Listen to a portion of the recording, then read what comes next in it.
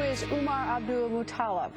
Stephen Emerson is a terror analyst. He joins us now from the station's capital. Steve, who is this guy?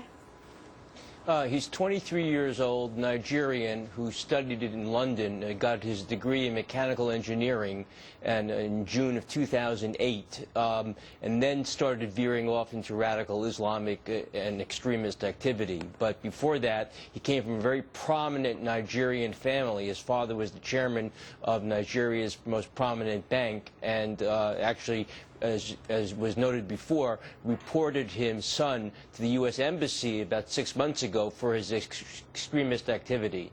So he comes from a very prominent family. He's obviously upper middle class to actually maybe upper class.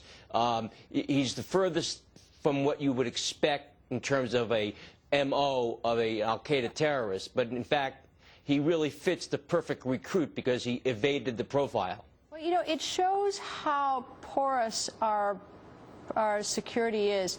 If you've actually got a report from a father to a U.S. embassy, and we're not tracking him, trailing him, or whatever, and now even one of our responses is to limit people to one carry-on, when it wasn't even the explosive device, wasn't even in a carry-on, it was in his pants. You know, so I mean, this whole thing is, you know, deeply disturbing as to how effective we are at protecting ourselves. Well, there's also, Greta, the issue of political correctness, because, frankly, you saw that in the case of Major Hassan, who killed 13 people at Fort Hood, when no one wanted to report him as an Islamic extremist because they feared that they would be called bigots or Islamophobes. So I think we have to take that into account now, that the political correctness has shifted the pendulum in such a way that people are afraid to actually investigate radical Islamic extremists for fear that they might be racially profiling. Now, as far as this particular individual is concerned, he paid cash for his ticket in Nigeria. He didn't have any checked baggage. He had only one carry-on bag. Those are telltale signs of somebody who's up to no good.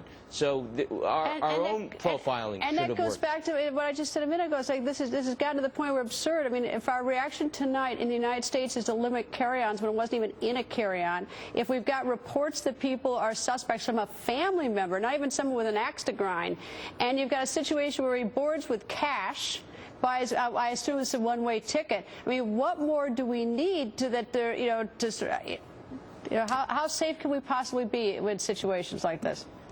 Listen, we've got to listen. The reality is there was intelligence on him. It was scant intelligence, but intelligence nonetheless that said he was affiliated with al-Qaeda, and that entered into a database 4 weeks ago. The problem is that there was no follow-up. There weren't enough case agents to follow up on all of this. So I think we've got to make some hard decisions in this country if we really want to be safe. We're very lucky that this device didn't go off. But you talk about case agents. I mean, we do have these lists where it doesn't take a lot of someone put someone on a list, and then you have it's very hard to get off the list once you're on these lists, but that would have stopped him. I mean, I don't know what it says on the list, but if it says father says he's dangerous, father says he's part of al-Qaeda, and now suspect buys ticket with cash. I mean, who's the one who's going to let this person board? You look at the computer. I mean, you put your passport, you scan your passport at these international borders before you get on these planes. Everyone knows everything there is about you, or should.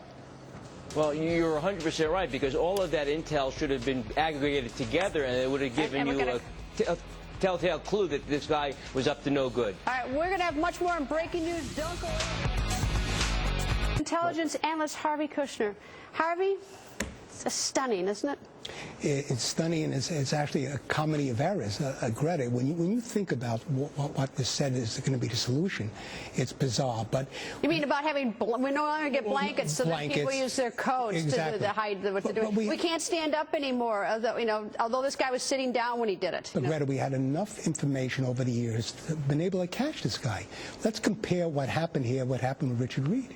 When he got on the plane in Britain, he was first trying to get on in Israel.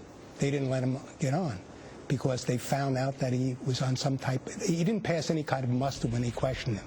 Well, we don't question people now. It's not politically correct to do this, so we couldn't get this guy. But Amsterdam should have questioned him. Yes, but he buys by cash. He comes from Nigeria. He's carrying no luggage. He's on an international flight.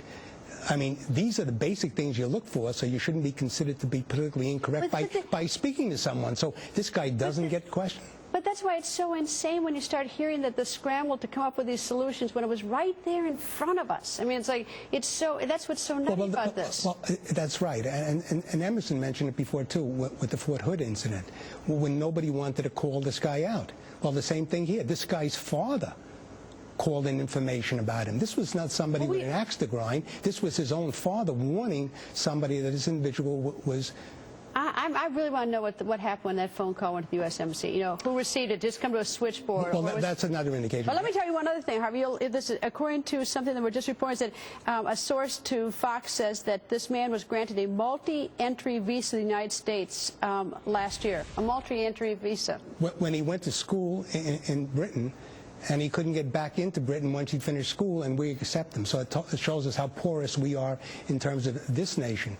Greta, but that's not someone sneaking in. That means that we considered this person. You come right in. We looked at him, and we gave him a multi-entry visa. Well, it's not like he slipped over the border. But he didn't want to come here. He just wanted to set the plane on fire.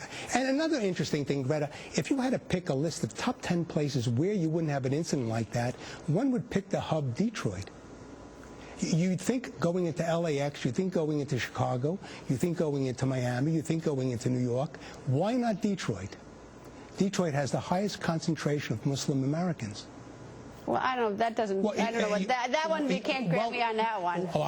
That's the same. That's the same logic by looking at the. So you lost me on that one, Harvey. Well, you give me a second. I'll explain why I shouldn't lose you. This individual wasn't well trained. He just picked out some place to go. This was an Al Qaeda hit. This was just a wannabe. This is easy. It's so easy. We got to go, but apparently it's very easy to do this. Anyway, thank you.